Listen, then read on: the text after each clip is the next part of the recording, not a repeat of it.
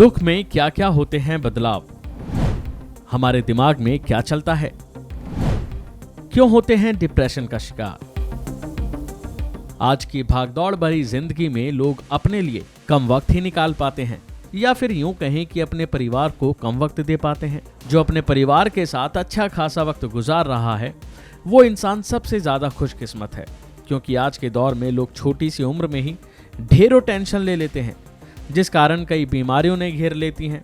वो दुख में पड़ जाते हैं, डिप्रेशन का शिकार हो जाते हैं, या फिर कोई डिप्रेशन में चला गया, या फिर किसी को कोई दुख हो गया। ऐसे में आपका दिमाग क्या करता है? जब किसी को सदमा लगता है या फिर कोई दुख में होता है तो लगभग सबका रिएक्शन एक जैसा होता है, रोना, उदास रहना, अलग थलग रहना, जिससे पता चलता है कि शायद कोई तकलीफ में है। इस दौरान हमारे दिमाग में क्या क्या होता है, क्या बदलाव होते हैं, आइए बताते हैं। School of medicine, university of Maryland की न्यूरोलॉजिस्ट डॉक्टर लिजा एम शुल्मेन के अनुसार दुख को हमारा दिमाग उसी तरह लेता है जैसे शरीर के साथ किसी बड़े हादसे को। जैसे बड़ी बीमारी या एक्सीडेंट में जख्मी होने के बाद शरीर तुरंत उस पर रिएक्ट करता है, ठीक वैसे ही हमारा दिमाग भी रिएक्ट करता है। ये एक तरह की सर्वाइकल रणनीति है जो अनजाने ही हमारा दिमाग बनाता है। कई बार तकलीफ में आए लोगों से उससे बाहर निकलने को कहा जाता है।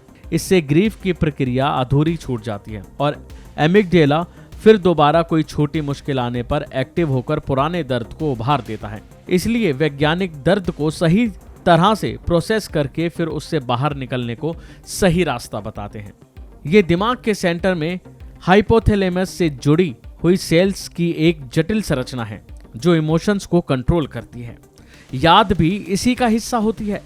जब कोई दिमाग ट्रॉमा में मिलता है, ये हिस्सा एक्टिव होकर ढेर सारी मेमोरीज भेजने लगता है, जिससे शरीर हाई अलर्ट पर चला जाता है। जब किसी को कोई दुख होता है, कोई परेशानी होती है, तो अच्छे खासे मजबूत लगने वाले शख्स का भी जीने का तरीका बदल जाता है। इसे समझने के लिए कई स्टडीज हुई। इस पर the grieving brain science of how we learn from love and loss में न्यूरोलॉजिस्ट मेरी कोनर ने कई सारे अध्ययनों का हवाला देते हुए बताया है कि इस दौरान न्यूरॉन्स में क्या क्या बदलाव आता है। ज्यादातर लोग डिप्रेशन का शिकार हो जाते हैं। इसके लिए लगभग 2500 ऐसे लोगों को चुना गया जिन्होंने जिंदगी में कुछ खोया हो या फिर उन्हें कोई गहरा दुख हो, जैसे किसी ने अपने साथी या फिर अपने बच्चे को खोया था। इनके ब्रेन की लगभग 18 सालों के दौरान कई बार स्कैनिंग की गई। इसमें पाया गया कि दुख के बाद इनके दिमाग में न्यूरॉन्स में सिकुड़न आने लगती है।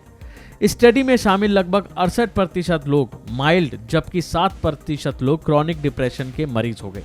ये सब हुआ दुख के कारण, क्योंकि उन्हें दुख था, उन्हें सदमा था। इन सब लोगों में जो कॉमन दिखा वो दुख के तुरंत बाद ही लिम्बिक सिस्टम एक्टिव हो गया, जिससे एमिगडेला सतर्क हो गया। उसका असर बाजू में स्थिति हाइपोथैलेमस पर भी पड़ता है, जो एक तरह का रिले स्टेशन है। यही बताता है कि वो शख्स या हालात अब हमारे नहीं है। किसी को किसी के जाने का दुख है, किसी को खोने पर दुख है। ऐसी अवस्था में यही होता है जो काफी लंबे समय तक चलता है। इसे प्रोलॉन्ग्ड या फिर कॉम्प्लिकेटेड ग्रीफ कहते हैं, जो एक दर्द है।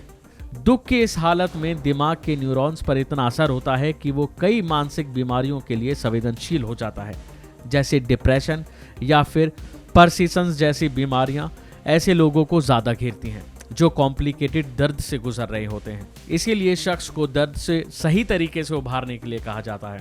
अगर वो तुरंत एकदम बाहर आ जाता है तो ये दर्द उसे दोबारा आता है, दोबारा उसकी यादों में होता है, फिर वो दोबारा इसी दुख में चला जाता है। और इसीलिए जब व्यक्ति को ज्यादा दुख होता है या दर्द में होता है तो उसे सही तरीके से दर्द से उभरना चाहिए। बने रहिए वन इंडिया के साथ।